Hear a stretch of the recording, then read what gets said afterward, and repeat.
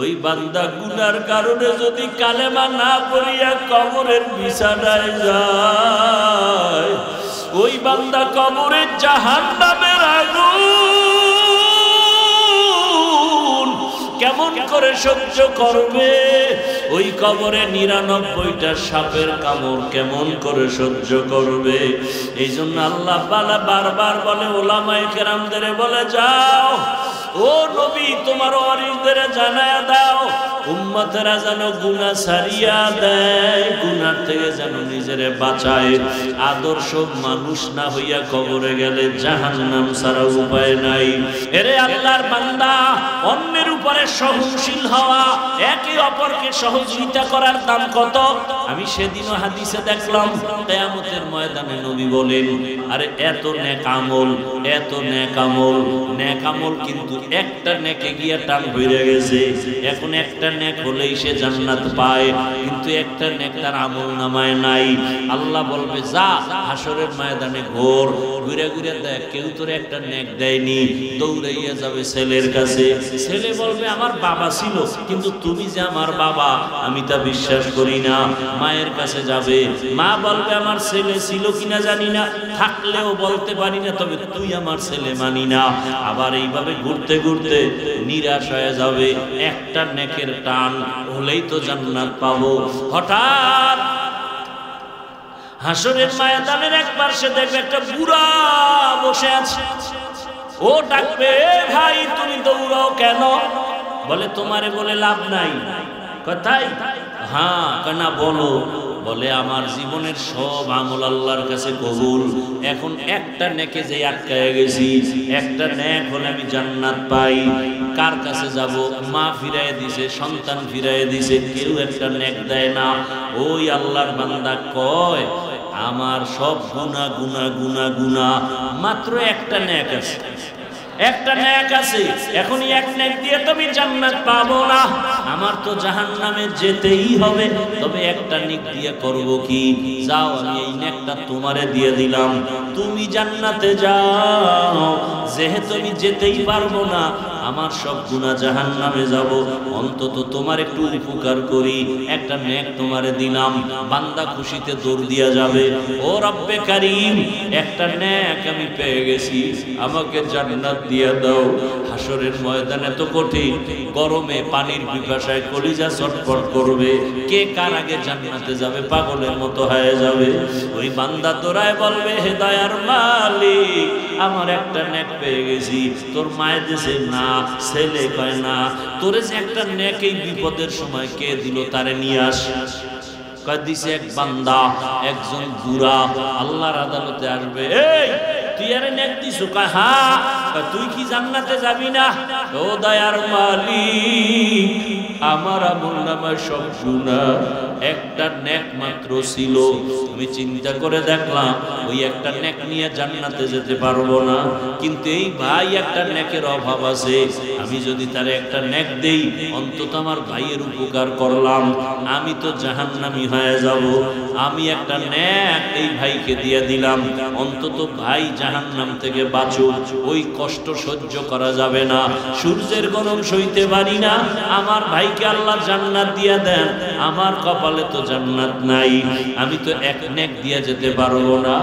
আল্লাহ ডাক দিয়া কয়, জানো আমি আল্লাহর নাম গফফার,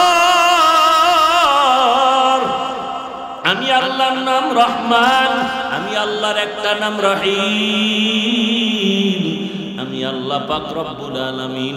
আমার স্পেশাল পাওয়ারে তুই যে একটা নেক দিয়া সাহায্য করলি, সহযোগিতা করলি, আমি আল্লাহ এর বরকতে তোকেও জান্নাত দিয়ে দিলাম। আমার আল্লাহ ফেরেশতাকে ডাক দিয়া কয়, দেখ আমার ভালোবাসার মানুষগুলো মসজিদে হাজির, আমার ভালোবাসার মানুষগুলো মাদ্রাসার ময়দানে হাজির। আমার আল্লাহ কয়, দেখ ফেরেশতারা, এরা আমার ভালোবাসায় পড়িয়া বাইতুল্লাহ হাজির। এই ময়দানের মানুষগুলো রাত্র 12টা পর্যন্ত কি চায়? টাকা চায় না, বাড়ি চায় না, গাড়ি চায় না। এই মানুষগুলো আমার মাওলার বড় আশিক। আমার আল্লাহ কয়, ফেরেশতা সাক্ষী থাক আমি এদের বড় আদর করে বানাইছি। এই বান্দাগুলো আমার মোহাব্বতে ময়দানে হাজির হয়ে গেছে। আমি আল্লাহর লজ্জা লাগে যদি এদের ক্ষমা না কইরা দেই। ফেরেশতারা সাক্ষী থাক, এত রাতে ঘুম নাই, খানা নাই, পেরেশান হইয়া আমার মোহাব্বতে আসছে, আমি আল্লাহ এদের সব গুনাহ মাফ করে দিলাম। কয়দিন আর বাঁচবা, কোন দিন মরণের ডাক আসবে বলা যায় না। গুণের মানুষ হইয়া কবরে যাও, আর যদি ইবাদত না নিয়া, কালেমা না নিয়া কবরে যাও, ওই কবরের দুই পার্শ্বের মাটির চাপ সহ্য করতে পারবা না রে বাবা। সাপের কামড় সহ্য করতে পারবা না। আল্লাহর কাছে এখনো সময় আছে, তওবা করো। আল্লাহকে বলো, হে আল্লাহ, তওবাওয়ালা জিন্দেগি দান করে। মরিয়া গেল আর গুনার কাছেও যাব না। আয় আল্লাহ, গুণের মানুষ হিসাবে কবুল করেন। গুনাহের প্রতি ঘৃণা জমায়া দেন। আদওয়ালা বিনয়ী জিন্দেগি দান করেন, আমিন। কিয়ামতের ময়দানে আল্লাহ যদি কোটি কোটি কোটি মানুষের সামনে জিজ্ঞাসা করেন, আমার প্যারা নবীর হাতে প্রথম কালেমাওয়ালা একজন দাঁড়াও, জমিনের কোন পুরুষ দাঁড়াবার সাহস হবে না। রহমতের নবীর হাতে প্রথম কালেমা পড়নেওয়ালা একজন নারী দাঁড়াবেন, খাদিজা। পুরুষ দাঁড়াবে না, নারী। তাহলে নারীর মর্যাদা কম হবে না বেশি? নারীর মর্যাদা দুনিয়ার কেউ দেয় নাই। দুনিয়ার সব ধর্ম নারীর উপরে করেছে জুলুম, একমাত্র ইসলাম দিয়েছে নারীর মর্যাদা, আর কেউ দেয় নাই। আমার দেশের মা বোনেরা না বুঝিয়ে অনেকে রাস্তায় অধিকারের নামে স্লোগান দেয়, আবার কিছু লম্পটেরা, চরিত্রহীনেরা এদেরকে প্রমোট করে, সাপোর্ট দেয়। আছে না নাই? ইসলাম ছাড়া নারীর মর্যাদা পৃথিবীতে কেউ দিতে পারে নাই, কিয়ামতের আগে পারবেও না। ভালো করে বুঝার চেষ্টা করেন। তো নবী এলেন দিবে আল্লাহ এমনি জমা কইরা, তো এত কষ্ট দিলেন কেন? তাও এক চাপ না, কয় চাপ? 3 চাপ। কারণটা কি? বহু জবাবের একটা জবাব হলো, আল্লাহ বুঝায় দিলেন আমার ইলমের নূর যদি নিতে চাও কষ্ট ছাড়া সম্ভব হবে না। ইলমেরা ইজাজু করদান বেহিসাব, খলকেরা দাদান জবাবে বাসওয়াব হক নাদারত, দোস্তে খলকা জারেরা মিস্তে ই খাসলত একে দিন দারে। স্বাস্থ্য ভালো আছে, মাথাও ভালো, কিন্তু কণ্ঠ খারাপ, কেমন বয়ান হবে? কথা কয় না, বুঝেন নাই? প্যান্ডেল ভালো, লাইট ভালো, মাইক খারাপ। যা করতেছি গায়ের জোরে, চিন্তা করলাম কমিটির লগে যাই করি আর না করি, আপনারা তো আমাকে ভালোবাসেন, আপনাদেরকে যদ্দুর ঘরে দিয়ে যায়। সবাই খেপাইয়া লাভ আছে, দেশের অবস্থা এমনি ভালো না, চারিদিকে খেলে আগুন জ্বলে, সব একলাই নাইতেছে, হুজুর গুলো একলাই নাইতে পারতেছে, সমস্যা। আর হুজুরদের আলাদা রাখার জন্য কোটি কোটি কোটি টাকা ব্যয় করা হচ্ছে, হুজুরেরা যেন এক না হয়। কারণ এদেশের হুজুর আলেম ওলামা এক হলে নাস্তিকদের ঘুম হারাম হয়ে যায়। এদেশের আলেম ওলামারা এক হইয়া যদি একবার চেয়ারে বসতে পারে, এই জাতি এখান থেকে বের হইতে 100 বছর লাগবে। কারণ চোর দুর্নীতিবাজরা জানে হুজুর আশা মানি, ইসলাম আশা মানি দুর্নীতি বন্ধ। আলেমরা এই জাতির দায়িত্ব নিলে কিছু হোক বা না হোক এই জমিনে কোনো দুর্নীতি হবে না, কোনো জুলুম হবে না। লিখিত স্টাম্প না, স্টাম্প, এই জমিনে কিছু হবে না, দুর্নীতি আর জুলুম হবে না, দুইটার গ্যারান্টি নাও। চাকরিতে যাবা কোনো ঘুষ নাই, প্রাপ্য বেতন মাস শেষ হওয়ার আগে হাজির, ঘাম ঝরার আগে বেতন। ইসলাম বলে, রসুল বলে ঘাম ঝরার আগে বেতন দাও। তাহলে কর্মচারীর ঘাম ঝরার আগে যদি বেতন দেয়, কর্মচারী ওই মালিকের জীবনে ভুলবে? এর নাম ইসলাম। এই জন্য বলি, বলতে চাই না, একেবারে জবান বন্ধই রাখছিলাম, কিন্তু ওই যে ভিতরে দিয়া ধাক্কায় যে তুই দুনিয়ায় না বললে আমার কাছে তো ধরা, দুনিয়ায় বললে দুনিয়ার বিপদ, না বললে আখেরাতের বিপদ। পৃথিবীতে রাজনীতি মানেই হলো ইসলাম। যেই রাজনীতির মধ্যে ইসলাম নাই, রসুলের আদর্শ নাই, সেটা দুর্নীতি, রাজনীতি না। রসুলের আদর্শ ছাড়া কোনোদিন রাজনীতি হতে পারে না। দুনিয়ার সব রাজনীতি নাপাক, ইসলামী রাজনীতি পাক। এই ব্যানার লাগা 2 ফিট 3 ফিট ব্যানার বানাবে যুবকরা, 200 টাকা দাম নিবে, বাজারে বাজারে লাগা। যে রাজনীতি সব ইসলামী রাজনীতি পাক, সব রাজনীতি না পাক। এটা ব্যানারে লিখবি আর টানাবি, আর আরেকটা ব্যানার বানাবি আর লিখবি, যতদিন পর্যন্ত এই জমিন ইসলাম কায়েম হবে না, ততদিন পর্যন্ত এই জমিনে কেউ শান্তি দিতে পারবে না। আল্লাহ বুঝার তৌফিক দান করেন। সুলাইমান নবী গোটা দুনিয়া চালাইছেন, কোরআনে ঘটনা আছে, মুরব্বীরা বলে। ইউসুফ নবী মিশরের অর্থমন্ত্রী ছিলেন, কোরআন শরীফে ঘটনা আছে। কি খারাপ লাগতেছে না? জুলকারনাইন বাদশা গোটা দুনিয়া, এটা কোরআনে নাই? তাহলে কোরআনের এই পাতাগুলো ছিঁড়ে ফেলাও। আরে ভাই, এখানে বহু লোক আছে আজকে ফজর করে নাই, জোহর করে নাই, আসর করে নাই, মাগরিব করে নাই, এসব এখন কি করবো আমরা? উঠাই দিব? গালি দিব? তা আপনি নামাজ পড়েন না, আপনার সাথে কোনো দ্বন্দ্ব নেই, আমি আপনাকে আগে সালাম দিব। নামাজ না পড়া এক জিনিস, আর বিরোধিতা করা আর এক জিনিস। কিন্তু যদি বলেন নামাজ দরকার নাই, তাহলে জুতা রেডি, আর আপনার সাথে ছাড় না। আপনারা দাড়ি রাখেন না, কোনো ঝগড়া নাই, আপনাকে আমি আগে সালাম দিব। কিন্তু যদি দাড়ির বিরোধিতা করেন, তার ছাড় দেওয়া হবে না। ব্যবধানটা বুঝছেন তো? পর্দা করেন না অনেকে, গালি দেওয়ার কোনো অধিকার নাই, আপনাকে সালাম দিব আগে। কিন্তু যদি পর্দার বিধানের বিরুদ্ধে বলেন, তখন আর ছাড় দেওয়া যাবে? আপনি ইসলামী রাজনীতি করেন না, আপনার উপর আমার কোনো জোর দাবি নাই, কোনো ঝগড়া নাই, গালি নাই, আমি আপনাকে সালাম দিব, বিরোধিতা করবেন না। করলে কিন্তু ইসলাম আপনাকে ছাড়বে না। আমার ইসলাম আপনাকে ছাড় দিবে? আমরা তো কোরআন হাদিস থেকেই বলি, আপনি বুঝেন না। এখন এই জন্য দায়ী কে? সেই দায়িত্ব আমরা না। এবং মহব্বতের সাথেই তো বুঝাইতেছে। কি স্বার্থ বলেন তো? আপনাকে এইটা বুঝাইলে, আমি জানি এই কথাগুলো বললে অনেকে বেজার হয়, হাদিয়া দিবে কম, আবার দাওয়াত দিবে কম, মনে কষ্ট। যদি এগো পক্ষে বলি হাদিয়া বাড়বে, এ তো বুঝি, এত পাগল তো হই নাই, এরপর কেন বলি? কোনো দুশ্মনীও তো নেই, একমাত্র কারণ জাহান্নাম থেকে বাঁচানোর জন্য বলি।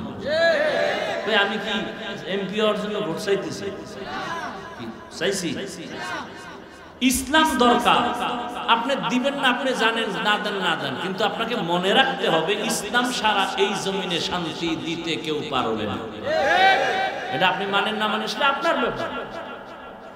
আগুন লাগলে ঘর পুড়ে যাবে, এটা আপনি জানতে হবে। এবার আপনি আগুন কি দিবেন না দিবেন না, সেটা আপনার ব্যাপার।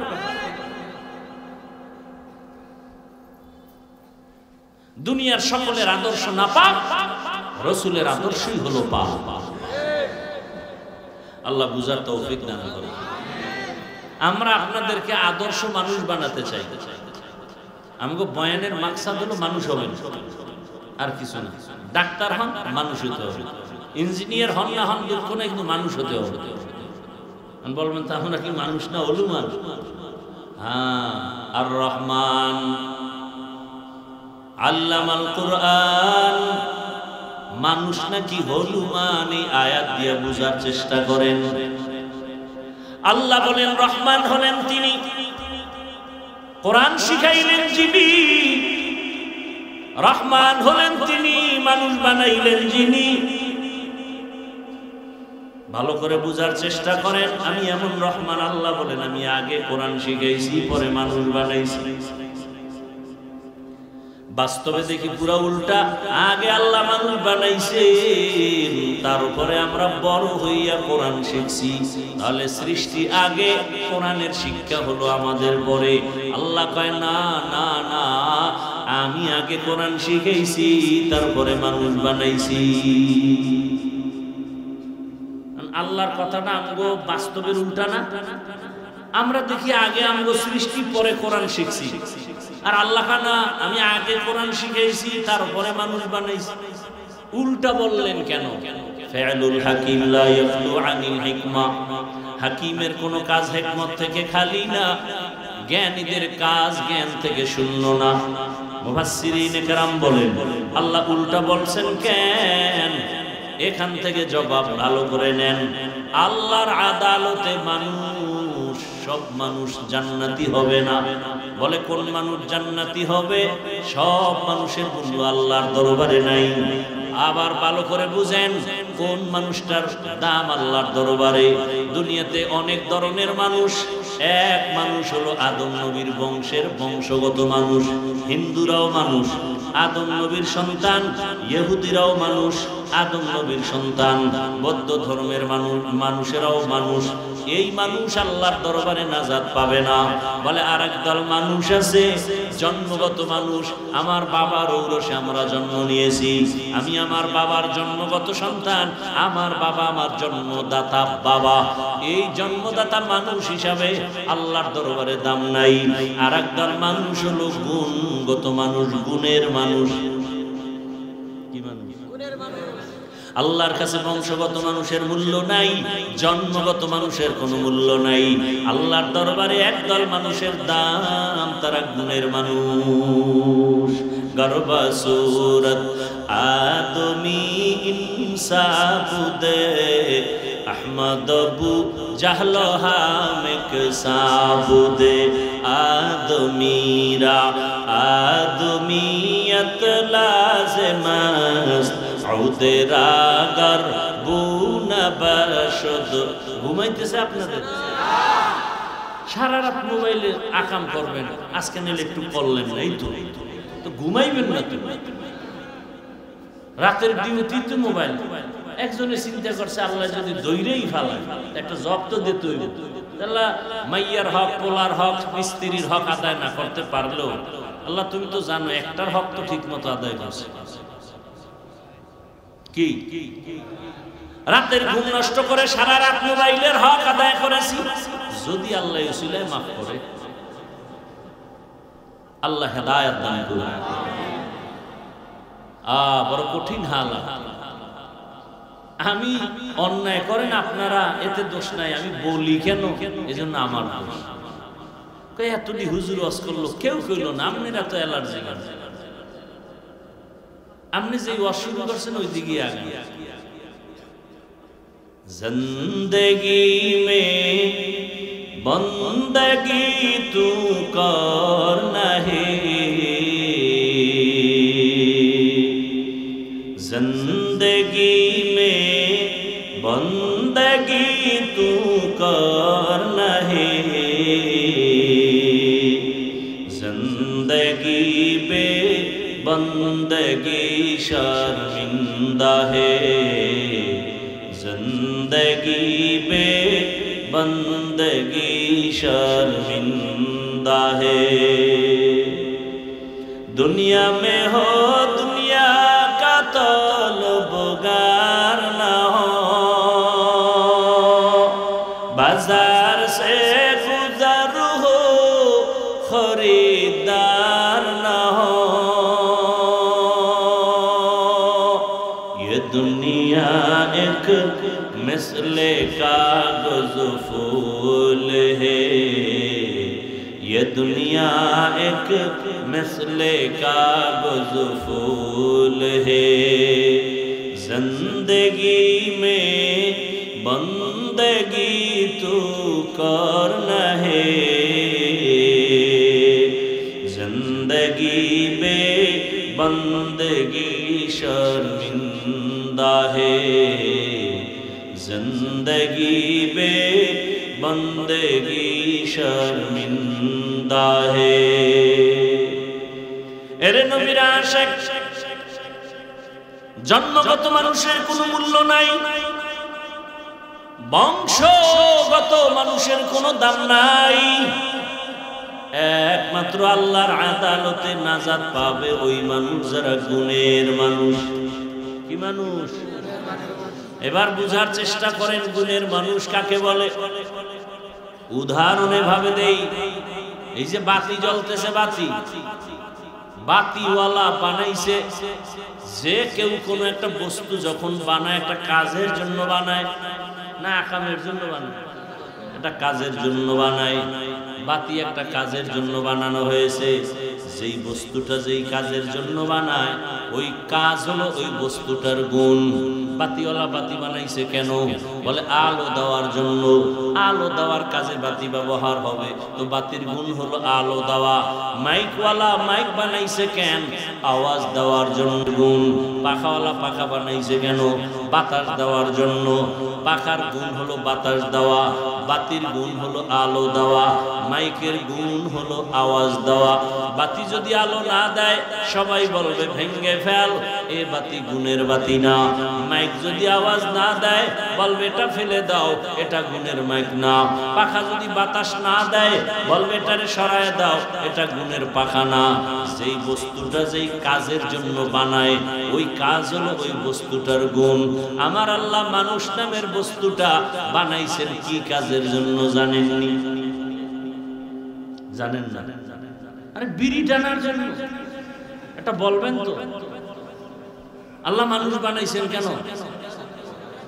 ওয়ামা খালাকতুল জিন্না ওয়াল ইনসা ইল্লা লিয়াবুদুন।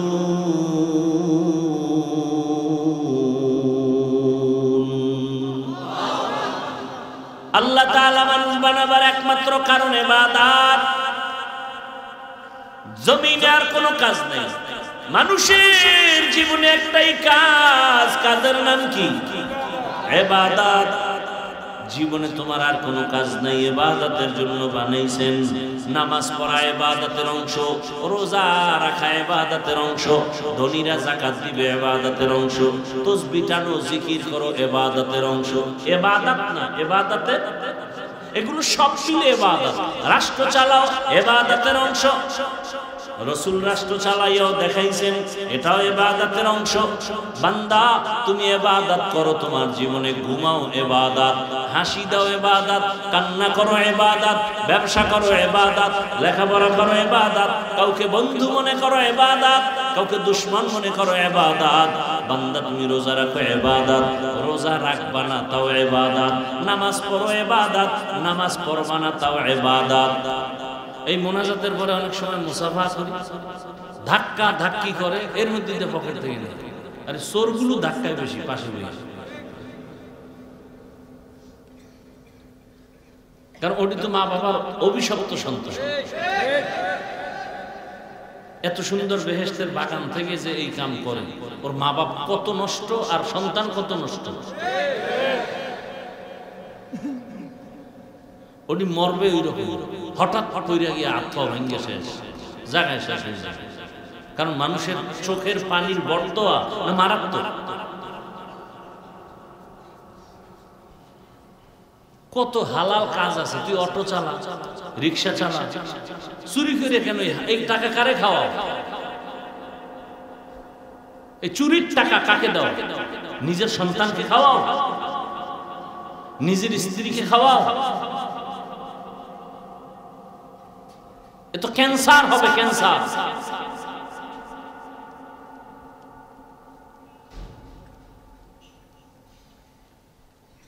সেদিন এক জায়গায় ওয়াজে গেছি, কোথায় জানি গেলাম, কচুয়া রহিমানগর গেলাম, ওই যে আব্দুল্লাহ সাহেবের বাড়ি। একজন আল্লাহর বান্দা এরকম দাড়ি আমার কাছে আসছে, খুব আমি চিনি লাগি, দাঁড়ায় দিছে বুড়া মানুষ, আলেম। তো লোকজন কিছু কমছে, পরে আসছে, আইসা হাত মিলাইয়া কানে কানে কিছু টাকা দিছে আমার। তাই আমি কি ব্যাপারে টাকা দিলেন কেন? হুজুর 2001 সালে আপনারে আমি ওয়াজে আনছিলাম কোন এক জায়গায়, সেই সময় টাকা কোনো না কোনো কারণে আমি দিতে পারি নাই, সেই টাকা সেদিন দিয়েছি। কত? 200। কত টাকা? আমি ওই টাকাটারে বাসায় লই গেছি, নিয়ে আমি খুশি। ওই 200 টাকা মানে আমার কাছে 2000 কোটি টাকার সমান দাম। আমি বরকতের সাথে নিয়ে গেছি। বাসায় যাই ফেললাম, কি করুন, মাদ্রাসায় দিয়ে দেন। পরে মাদ্রাসায় দিয়ে দেন। 2001 টাকা, হালাল টাকা, কেউ নষ্ট করতে পারে না, ঘুরে ফিরে আসবেই। বিল্ডিং করছেন, এটা দখল হবে কেন? মানুষের আকাম করে টাকা দিয়ে বিল্ডিং বানাইছেন, এটা দখল হবে না? হালাল টাকায় বানায়, যে দখল করতে ওর আত্মা সব নষ্ট হয়ে যায়। গরিবের বেতন মারছেন, জুলুম করছেন, ব্যবসায়ীদের সাথে চান্দাবাজি ধান্দাবাজি করে টাকা নিয়ে ঘর করছেন। মাইয়ে ফলা খাইয়েও ধ্বংস হয়ে যাবে, মরার আগেই ধ্বংস চোখে দেখবে, চোখে দেখবে। দোকানে ডাকাতি হবে কেন? দোকানে ঢোকেন বিসমিল্লাহ বলে, সূরা ইয়াসিন পড়ে দোকান খুলেন, খুলতে গিয়ে এই মোবাইলের আকাম বাজাইতেছে, গান বাজাইতেছে। একটা যুবক যুবতীর বিবাহ হবে, শান্তির জীবন হবে, দাম্পত্য জীবন, শুরু থেকে আকাম শুরু। তো এই বিয়ে শান্তি হবে কেন? গান বাজনা, গায়ে হলুদ, নাচানাচি, যত আকাম আছে দুনিয়ায়, হিন্দুরা পর্যন্ত ফেল এই মুসলমানের কিছু এই অন্যায়ের সামনে।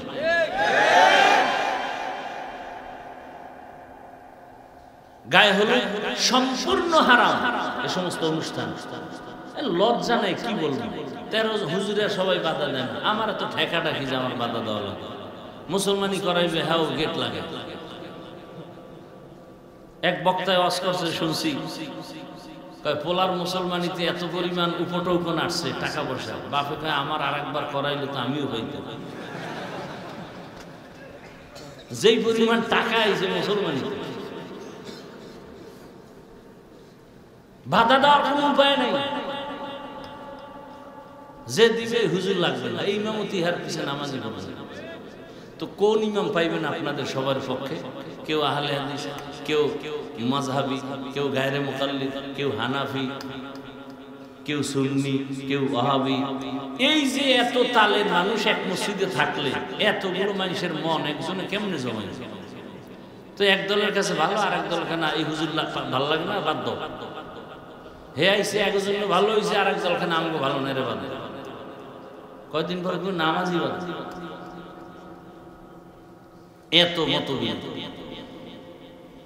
এক মোবাইলে কদ্দুর নিয়ে এসে দেন তো তামসাটা, মানে আকাম একটা বাজাই ধুইয়া এবার গেছি আর এক মোবাইল। জীবনকে ধ্বংস করার একটা অস্ত্রের নাম মোবাইল। আল্লাহ মোবাইলের গুনাহ থেকে আমাদেরকে হেফাজত করেন। আমি আপনাদের সামনে দোয়া নিতে আসছি, অনেক ধৈর্য আপনারা ধরছেন, আল্লাহ পাকে ধৈর্যের বরকতে জান্নাত দান করুন। আমি এক টুকরা আয়াত পড়ছি এবং রসুলের হাদিস থেকে একটি হাদিস পড়েছি। মাদ্রাসা যেহেতু, সেই সংক্রান্ত কিছু আলোচনা করার নিয়তে সূরা আর রহমানের শুরু থেকে আয়াত পড়ছি, তরজমাটা বলে নিই। আল্লাহ বলে, আর রহমান আল্লামাল কুরআন খালাকাল ইনসানা আল্লামাহুল বায়ান। রহমান হলেন তিনি, কোরআন শিক্ষা দিলেন যিনি। রহমান হলেন তিনি, মানুষ সৃষ্টি করলেন যিনি। রহমান হলেন তিনি, বয়ান শিক্ষা দিলেন যিনি। রহমতের নবী বলেন, খায়রুকুম মান তাআল্লামাল কুরআনা ওয়া আল্লামাহ। তোমাদের মধ্যে সর্বোৎকৃষ্ট শ্রেষ্ঠ ওই ব্যক্তি যে নিজে কোরআন পড়ে অন্যকেও শিক্ষা দান করে। যেমন এটাও সেই দামি মজলিস। একটা হলো ডাইরেক্ট কোরআন পড়াই, আমি আর একজনকে পড়াই। আর একটা হলো এমন কিছু পদ্ধতি শিখাইতেছি যে পদ্ধতি শিখলে কোরআন বুঝবে, এটাও কোরআন শিক্ষার অন্তর্ভুক্ত। এদের নাম তালিবুল ইলম। নবীজি বলছেন, তালিবুল ইলমের জন্য নদীর মাছ, গর্তের পিপিলিকা দোয়া করে। অর্থাৎ পানির মধ্যে যা আছে, স্থলভাগে যা আছে, সব প্রাণী তালিবুল ইলমের জন্য দোয়া করে, যারা কোরআনী ইলম শিখতে যায়। তালিবুল ইলম হতে হবে। এখন তো তালিবুল ইলম পাওয়া যায় না, তালেবে তাআম পাওয়া যায়, তালেবে মাকাম। পড়তে যায় আগে দেখে ঘর বাড়ি ঠিক আছে নি, খাট দিবেনি, তোষক দিবেনি, শীতের সময় বিদেশি কম্বল দিবেনি। এরপরে যারা খাওন তালাশ করে, কয় বেলা খানা দেয়, কয়টা গরু, কয়টা খাসি, এই খাওয়ানোর জন্য পড়ালেখা সব শেষ। বড় কঠিন হালাত। আর কিছু মাদ্রাসা এখন তৈরি হয়েছে খালি খাওয়ানোর উপরেই রাখে। ঘুমে তুললে খাওয়ান, খাইয়া ঘুমা, উঠতে আবার খাবি, খাইতে খাইতে ফার্ম হয়ে যাবে। এমন ওটা বানাইছে খাওয়াই, এলেম ঢোকার ছিদ্রগুলো সব বন্ধ। কদিন পর কইরে টরে না মাথায় ঢোকে না, জনমের মতো খাওয়াইছে। অথচ কোরআন ও হাদিসের এলেম নেওয়ার জন্য বান্দাকে কষ্ট যত বেশি করবে, তার এলেমে বরকত তত বেশি হবে। আল্লাহ নিজে নবীকে বলেন, লা তুহাররিক বিহি লিসানাকা লিতা'জালা বিহি ইন্না আলাইনা জামআহু ওয়া কুরআনা। হে পয়গম্বর, আপনি কোরআন শিখার জন্য তাড়াহুড়া করবেন না। আমি আল্লাহ কুদরতের দ্বারা ইলম আপনার সিনার মধ্যে জমা করে দিব। কোন কষ্ট করা। অথচ আপনারা সবাই জানেন বুখারী শরীফের ইবারত, কোরআন যখন নতুন নিয়ে আসে জিবরাইল 5টা আয়াত, ইকরা বিসমি রাব্বিকাল্লাযী খালাক, খালাকাল ইনসানা মিন আলাক, ইকরা ওয়া রাব্বুকাল আকরাম, আল্লাযী আল্লামা বিল কলম, আল্লামাল ইনসানা মা লাম ইয়ালাম। এই 5টা আয়াত নিয়ে যখন প্রথম কোরআন নাজিলের শুরু, হেরা পর্বতে জিবরাইল আমিন আসেন। নবী হেরা পর্বতে ধ্যানে আছেন। কার ধ্যানে বলেন না কেন? আল্লাহ পাওয়ার ধ্যান করেন, সাধনা করেন। এই সাধনার নাম মুরাকাবা, এই সাধনার নাম মুজাহাদা। রহমতের নবীকে দাঁড় করালেন, জিবরাইল আমিনের সিনাটা রহমতের নবীর সিনার সাথে লাগায় একটু হালকা চাপ দিলেন আর বললেন, ইকরা। রহমতের নবী জবাব দিলেন, মা আনা বিকারিন, আমি পড়তে জানি না। জিবরাইল আমিন আবার চাপ দিলেন, ইকরা। হে নবী আপনি পড়ুন। রহমতের নবী আবার জবাব দিলেন, মা আনা বিকারিন, আমি পড়তে জানি না। কয়সা হইছে? এবারে এমন তৃতীয় চাপটা দিছে খুব জোরে। এবার নবী পড়তে জানি নাও বলে না, পড়তে জানি তাও বলে না, নবীর উঠছে জ্বর। বুখারীতে রাসূল বলেন যে এই পরিমাণ আমি অসুস্থ, মুহূর্তে মনে হয় মরণের কষ্ট শুরু হয়ে গেছে। যেই আল্লাহ কোরআনে বললেন, নবী আপনি কষ্ট করবেন না, আমি ইলমের নূর আপনার সিনার মধ্যে জমা করে দেব, সেই নবীর 3টা চাপ দিয়া এত অসুস্থ বানায় দিলেন কেন? নবী গুহা থেকে বের হইয়া জিবরাইল চলে গেছেন, দৌড়ায় নবী গেলেন খাদিজাতুল কুবরার ঘরে। ডাক দিয়া বলে, জাম্মিলুনি জাম্মিলুনি, আমারে কম্বল দিয়ে আবৃত করে নাও। আম্মা জান খাদিজাতুল কুবরা নবীর আটকায় ধরলেন, আঞ্জা করে ধরলেন। নবী কম্বল সহ কাঁপতেছেন আর চোখের পানি ছেড়ে কান্না করতেছেন। আম্মা জান খাদিজা বুঝতে পেরেছেন, নবী থেকে শুনলেন কেমন কেন বলে এই হালাত গুহার ভেতরে। নবী কাঁদবেন কেন? নবীর অন্তরে বড় কষ্ট। আমার উপর এখন নবুয়তের সনদ এসে গেছে, এখন দাওয়াত আমি দিব, কিন্তু আমার দাওয়াত আমার ঘর বলি যদি কবুল না করে, বাইরে দাওয়াত দিয়ে আমার সার্থকতা কি হবে? আম্মা জান বুঝতে পারিয়া বলে, নবী কাঁদবেন না, আপনার হাতের প্রথম কালেমাওয়ালা আমি খাদিজা হয়ে গেলাম। নামাজ পড়া যেমন ইবাদত, না পড়া ইবাদত। বলে কেন? বলে তুমি জীবনে যা করবা সব হবে মদিনাওয়ালা নবীর আদর্শ অনুযায়ী।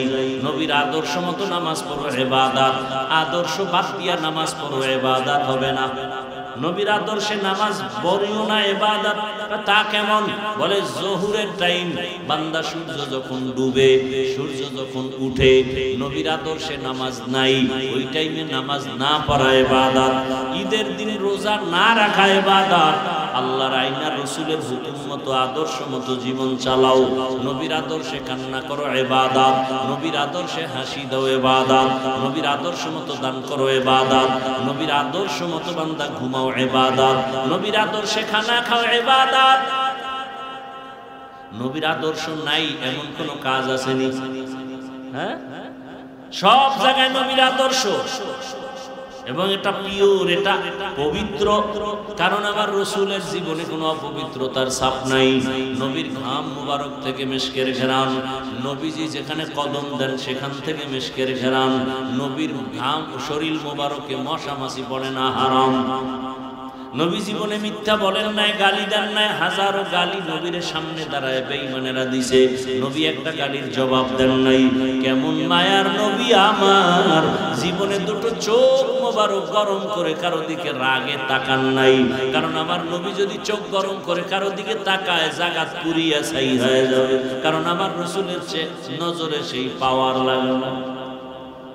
নবী যদি রাগ করে তাকায়, আরে মিয়া, আউলিয়া কেরামের ঘটনা দেখছি। এক আল্লাহর ওলি একটা পাখির দিকে তাকাইছে, জালালিয়াতের নজর দিয়া পাখিটা বুঝে গেছে। এটা বুঝার মানুষ নাই, বুঝার মানুষ নাই, বুঝানেরও মানুষ নাই, বিরোধিতা করার মানুষ আছে। বিরোধিতা বলেন, আল্লাহ মানুষ বানাইছেন কি কাজের জন্য? বলেন না সবাই, ইবাদতের জন্য। এখন ইবাদত নামাজ, নামাজ ইবাদতের অংশ, রোজা ইবাদতের অংশ। এখন নামাজ রোজা কেমনে করব? নিয়ম আছে না নাই? নিয়ম আপনি ঘুমের মধ্যে পাবেন না। নিয়ম শিখতে হলে লাগবে কোরআন। কোরআন বুঝি না, ব্যাখ্যা হলো হাদিস। হাদিস বুঝি না, বলে কোরআন হাদিসের ব্যাখ্যা হলো সাহাবায়ে কেরামদের ইজমা। তাও বুঝি না, তাদের ব্যাখ্যা নাও মুস্তাহিদ ইমামগণের কিয়াস। তাও বুঝি না। এইবার কোরআন হাদিস যারা বুঝে তাদের কাছে যাও। ফাসআলু আহলাল যিকরি ইন কুনতুম লা তা'লামুন। আহলে জিকির যারা, জিকির ওয়ালা যারা, তাদের কাছে যাও। যারা 24টা ঘন্টা আমার মাওলার নাম নিয়ে ব্যস্ত। ঘুমের মধ্যে আল্লাহর জিকির, বান্দা হাঁটতে চলতে আল্লাহর জিকির, তেলাওয়াত করে আল্লাহর স্মরণ করে, বান্দা নামাজ পড়ে আল্লাহকে স্মরণ করে, বান্দা তাসবিহ টানে আমার আল্লাহকে স্মরণ করে। ওরে তোমার মধ্যে যেই পাগলামির ভালোবাসা আছে, ওইটাই তোমার 24 ঘন্টা ধ্যান আর খেয়াল। জবানের মধ্যে যারা বাড়ির পাগল তারা বাড়ি বাড়ি জিকির করে, যারা নারীর পাগল তারা 24টা ঘন্টা নারীর ধ্যানে থাকে। আর যে আমার মাওলার পাগল, ওই আল্লাহর আশিক পাগলেরা সবসময় আমার আল্লাহর মুহাব্বতের ধ্যানে থাকে।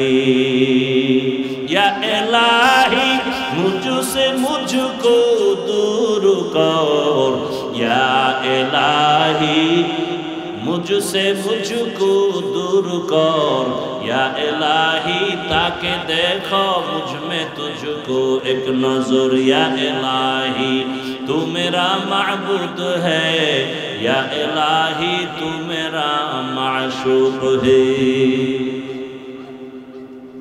এই তুমি যে সারাদিন মাইয়ার নিচে ঘুরো, মায় কয় তোরে একটা পৃথিবীর শ্রেষ্ঠ সুন্দরী এনে দিয়ে, কপাল পরা আমার এই পেতনি ভালা, প্রয়োজনে মা ছাড়বো, বাপ ছাড়বো, দুনিয়া ছাড়বো, ঘর থেকে বের হয়ে যাব, ওই মাইয়া ছাড়বো না। কে যুবকেরা মিথ্যা বলতেছি? মায়ের কথা মানে না, মাইয়ার পাগল হয়ে গেছে। ও মেয়ে তার দরকার, মা মানবে না, মা ছাড়বে, বাপ ছাড়বে, টাকা ছাড়বে, বাড়ি ছাড়বে, প্রয়োজনে এক রশিতে ফাঁসি দিবে, তারপর ওই পেতনিরে ছাড়বে না। একটা মেয়ের পেছনে পড়িয়া পাগল হয়ে যাও। এরে আল্লাহর বান্দারা, তোমার ধ্যান খেয়াল, ঘুমাইলো ঘুম নাই, আরে কই গেছে ঘুম? একটু চোখ বন্ধ করে স্বপ্ন দেখে আবার দেয় মোবাইলে মিস কল হয়েছিল। মায়ের টাকা চুরি করে, বাবার টাকা চুরি করে, আর এমনি করে যখন মা বাপ টাকা দেয় না তখন মানুষের দোকান চুরি করে, ঠিক নেই না? এই যে দোকানপাট চুরি হয়, এটা কি ফেরেশতারা করে?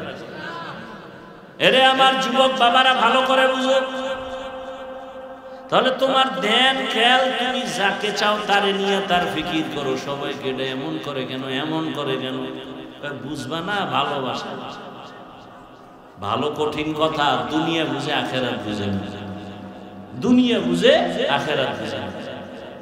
তোমারে একজনে পাগল। ওই যে মেয়ে ছেলের বিয়া হয়ে যায় যায়, মেয়ে আইসা ছেলের বাড়ি হাজির, কেমন লজ্জা আমগো দেশ দিয়ে চলে গেছে।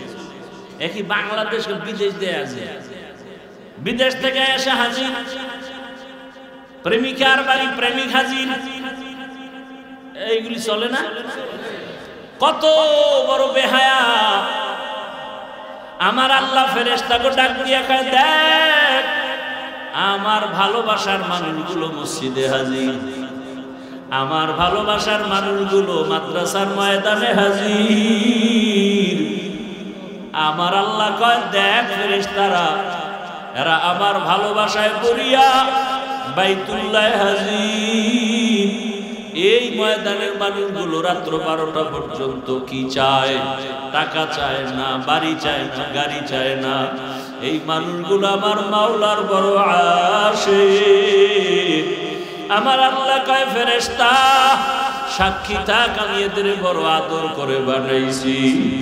এই বান্দাগুলো আমার মোহাব্বতে ময়দানে হাজির হয়ে গেছে। আমি আল্লাহর লজ্জা লাগে যদি এদের ক্ষমা না কইরা দেই। ফেরেশতারা সাক্ষী থাক, এত রাতে ঘুম নাই, খানা নাই, পেরেশান হইয়া আমার মোহাব্বতে আসছে। আমি আল্লাহ এদের সব গুনাহ মাফ করে দিলাম। আমি আল্লাহ চাই না আমার বান্দাগুলো জাহান্নামের আগুনে জ্বলবে, কারণ দুনিয়ার 1 সেকেন্ডের সূর্যের গরম আমার বান্দাগুলো সহ্য করতে পারে না। একটা মশার কামড় দিলে আমার বান্দা ঘুমাইতে পারে না।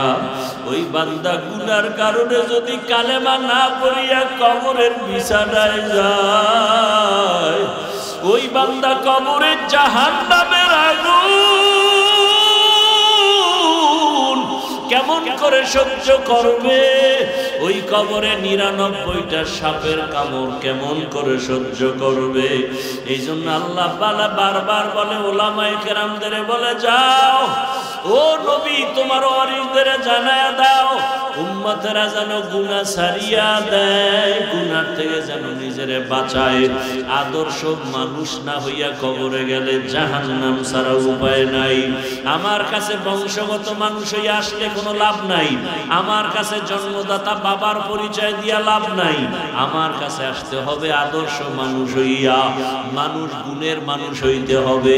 মানুষের গুণের নাম ইবাদত। ইবাদত শিখতে হলে লাগবে কোরআন হাদিস, না বুঝলে যেতে হবে উলামায়ে কেরামের কাছে। উলামায়ে কেরামের কাছে যাইয়া কোরআন হাদিস অনুযায়ী জ্ঞান নিয়া নবীর সুন্নাত অনুযায়ী বান্দা জীবন চালাও, ইবাদত করো, নামাজ পড়ো, তেলাওয়াত করো, গুনাহ থেকে বাঁচাও, তখন তুমি হবা গুণের মানুষ। আমি গুণের মানুষকে জান্নাত দান করব। এদিকে ইঙ্গিত করে আল্লাহ বলেন, আর রহমান আল্লামাল কুরআন খলাকাল ইনসান। আমি রহমান কেমন জানো? আগে কোরআন শিখাইছি, তারপরে মানুষ সৃষ্টি করেছি। অর্থাৎ যারা কোরআন হাদিস থেকে ইবাদত শিখিয়া আলেমদের মাধ্যমে যারা ইবাদত করবে তারা গুণের মানুষ হবে। অর্থাৎ গুণের মানুষ হইতে হলে লাগবে ইবাদত, ইবাদত শিখতে হলে লাগবে কোরআন, কোরআন বুঝতে হলে লাগবে উলামায়ে কেরাম। এক কথায় মানুষ কোরআন হাদিসের জ্ঞান না নিয়া ইবাদত না করিয়া গুণের মানুষ হতে পারবে না। অতএব গুণের মানুষ হতে হলে কোরআন ও হাদিসের জ্ঞান লাগবে, ইলম লাগবে। এই জন্য আল্লাহ বলেন, আমি আগে কোরআন শিখাইছি, তারপরে মানুষ বানাইছি। এই কোরআন শিক্ষা দেওয়ার মার্কাজ মাদ্রাসা, আলেম ওলামা তৈরি হওয়ার মার্কাজ মাদ্রাসা, মুবাল্লিগ মুজাহিদ মুআল্লিম তৈরি হওয়ার ফ্যাক্টরি মাদ্রাসা। এই মাদ্রাসার সহযোগিতা যারা করো, আমি হাফিজুর রহমান আলেম হওয়ার পরে আল্লাহ আমাকে যদি জান্নাত দেন আর সম্মান দেন, আমাকে যা দিবেন, আমার এই চেয়ার পর্যন্ত আনতে যাদের চোখের পানি আছে, যারা আমাকে সহযোগিতা করছে ছাত্র সময়ে, কিয়ামতের ময়দানে আল্লাহ বলবে, যাও তুমি আলেম হইতে গিয়া যারা সহযোগিতা করছে এদেরকেও আমি জান্নাত দিয়ে দিলাম। এরে আল্লাহর বান্দা, অন্যের উপরে সহনশীল হওয়া, একে অপরকে সহযোগিতা করার দাম কত। আমি সেদিনও হাদিসে দেখলাম কিয়ামতের ময়দানে নবী বলেন হাসরের ময়দান তো বড় ভয়ঙ্কর, নারী পুরুষ সব উলঙ্গ, আল্লাহর আদালতে দাঁড়ানো, সূর্যটা নিচে নামানো, জমিনটা সূর্যের গরমে তামা হয়ে আছে, ওদিকে জাহান্নামের আগুনের আওয়াজ, এমন কঠিন হালাত। ওই সময় এক ব্যক্তি আল্লাহর সামনে দাঁড়াবে, এত গুনাহ আর এত নেক আমল, এত নেক আমল, নেক আমল কিন্তু একটা নেকে গিয়ে টান হয়ে গেছে। এখন একটা নেক হলেই সে জান্নাত পায়, কিন্তু একটা নেক তার আমল নামায় নাই। আল্লাহ বলবে যা হাসরের ময়দানে ঘোর, ঘুরে ঘুরে দেখ কেউ তোর একটা নেক দেয়নি।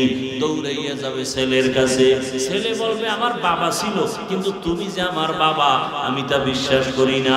মায়ের কাছে যাবে, মা বলবে আমার ছেলে ছিল কিনা জানি না, থাকলেও বলতে পারি না, তবে তুই আমার ছেলে মানি না।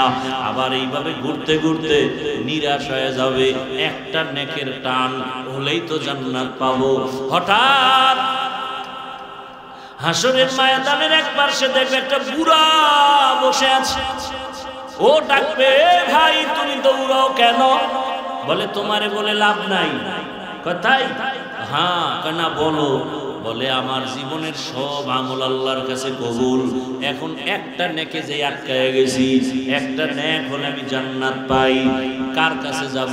মা ফিরাই দিছে, সন্তান ফিরাই দিছে, কেউ একটা নেক দেয় না। ওই আল্লাহর বান্দা কয় আমার সব গুনাহ গুনাহ গুনাহ গুনাহ, মাত্র একটা নেক আছে। কয়টা? একটা নেক আছে। এখনই এক নেক দিয়ে তুমি জান্নাত পাবো না, আমার তো জাহান্নামে যেতেই হবে। তবে একটা নেক দিয়ে করব কি? যাও আমি এই নেকটা তোমারে দিয়ে দিলাম, তুমি জান্নাতে যাও। যেহেতু আমি যেতেই পারবো না, আমার সব গুনাহ জাহান্নামে যাব, অন্তত তোমার একটু উপকার করি, একটা নেক তোমারে দিলাম। বান্দা খুশিতে দৌড় দিয়া যাবে, ও রব্বে কারীম একটা নেক আমি পেয়ে গেছি, আমাকে জান্নাত দিয়ে দাও। হাসরের ময়দানে তো কঠিন, গরমে পানির পিপাসায় কলিজা ছটফট করবে, কে কার আগে জান্নাতে যাবে পাগলের মতো হয়ে যাবে। ওই বান্দা দৌড়ায় বলবে হে দয়ার মালিক আমার একটা নেক পেয়ে গেছি। তোর মায়ের দেশে না, ছেলে কয় না, তোরে যে একটা নেক এই বিপদের সময় কে দিল তারে নিয়ে আস। কয় দিছে এক বান্দা, একজন বুড়া আল্লাহর আদালতে আসবে, এই তুই আরে নেক দিছু? কয় হ্যাঁ। তুই কি জান্নাতে যাবি না? ও দয়ার মালিক আমার আমল নামায় সব গুনাহ, একটা নেক মাত্র ছিল, আমি চিন্তা করে দেখলাম ওই একটা নেক নিয়ে জান্নাতে যেতে পারবো না, কিন্তু এই ভাই একটা নেকের অভাব আছে, আমি যদি তারে একটা নেক দেই অন্তত আমার ভাইয়ের উপকার করলাম, আমি তো জাহান্নামী হয়ে যাব। আমি একটা নেক এই ভাইকে দিয়ে দিলাম, অন্তত ভাই জাহান্নাম থেকে বাঁচুক। ওই কষ্ট সহ্য করা যাবে না, সূর্যের গরম সইতে পারি না, আমার ভাইকে আল্লাহ জান্নাত দিয়ে দেন, আমার কপালে তো জান্নাত নাই, আমি তো এক নেক দিয়ে যেতে পারবো না। আল্লাহ ডাক দিয়ে কয় জানো আমি আল্লাহর নাম গফফার, আমি আল্লাহর নাম রহমান, আমি আল্লাহর একটা নাম রহিম, আমি আল্লাহ পাক রব্বুল আলামিন আমার স্পেশাল পাওয়ারে তুই যে একটা নেক দিয়া সাহায্য করলি, সহযোগিতা করলি, আমি আল্লাহ এর বরকতে তোকেও জান্নাত দিয়ে দিলাম। ও আমার যুবক বাবারা, বৃদ্ধ বাবাজিরা, পর্দার আড়ালের মা বোনেরা, ভালো করে শুনে নাও, আদর্শ মানুষ হইয়া কবরে যাও। গুণের মানুষ হতে ইবাদত লাগবে, ইবাদত বুঝতে হলে কোরআন হাদিস লাগবে, কোরআন হাদিস জানতে বুঝতে হলে উলামায়ে কেরাম লাগবে। শেষ কথা উলামায়ে কেরামের সাথে সম্পর্ক করিয়া আদর্শ ইবাদতের মাধ্যমে গুণের মানুষ হইয়া কবরে যাও। ডাক্তার হও তবে গুণের মানুষ হইয়া ডাক্তার হও, ইঞ্জিনিয়ার হও গুণের মানুষ হইয়া ইঞ্জিনিয়ার হও, উলামায়ে কেরামের পরামর্শ নিয়া, শিক্ষকের দোয়া নিয়া, মা বাবার দোয়া নিয়া, ইবাদতের মাধ্যমে আল্লাহকে রাজি করে গুণের মানুষ হও। তোমার মতো কত জেনারেল লাইনের বান্দারা, কত বান্দিরা এখনো স্কুল কলেজে পড়ে, চাকরি করে, ব্যবসা করে, নামাজি অভাব নাই। তুমি কেন পারবা না রে বাবা? রাস্তায় গাড়ি চালায় কত যুবক নামাজ ছাড়ে না, নদীর মধ্যে মাছ ধরে নামাজ ছাড়ে না, কৃষি কাজ করে মাঠে নামাজ বাদ দেয় না। বলো তুমি কেন পারো না রে বাবা? পর্দার আড়ালের মা বোনেরা, আপনার মতো কত মা বোন আছে এখনো পর্দা করে, বেপর্দায় চলে না, নামাজ ছাড়ে না, স্বামীর মাল নষ্ট করে না, মোবাইলে সময় ব্যয় করে না। আপনারা কেন পারবেন না? ওরে আম্মা জানেরা, আপনারা নামাজি হয়ে যান, স্বামীর মাল হেফাজত করেন, আদর্শ সন্তানের মা হন, সন্তানটাকে ডাক্তার বানাবেন, মা বাবা দোয়া দিয়ে আদর্শ মানুষ বানায় যান, গুণের ইঞ্জিনিয়ার বানায় যান।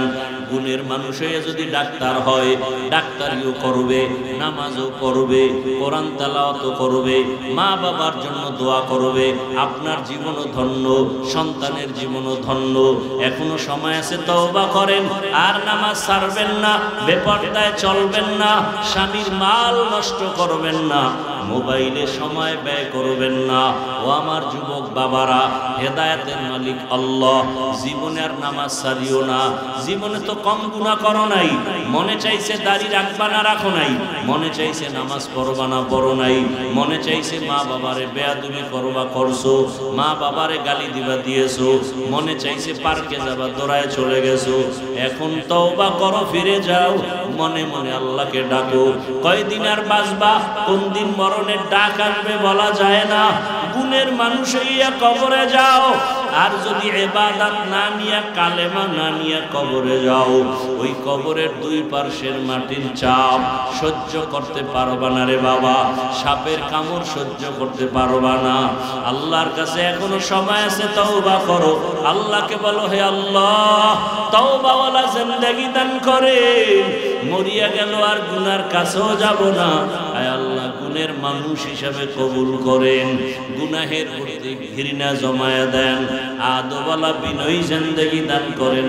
আমিন। আলহামদুলিল্লাহি রাব্বিল আলামিন, ওয়াসসালাতু ওয়াসসালামু আলা সাইয়্যিদিল আমবিয়াই ওয়াল মুরসালিন ওয়া আলা আলিহি ওয়া আসহাবিহি আজমাইন। ইয়া আরহামার রাহিমিন, ইয়া আরহামার রাহিমিন, ইয়া আরহামার রাহিমিন। রব্বিরহামহুমা কামা রব্বায়ানি সগীরা। আল্লাহুম্মা ইন্নাকা আফুউন কারীম তুহিব্বুল আফওয়া ফা'ফু আন্না। আল্লাহুম্মা ইন্না নাসআলুকা রিযাকা ওয়াল জান্নাহ ওয়া নাউযু বিকা মিন সাখাতিকা ওয়ান নার। ও দয়ার মালিক,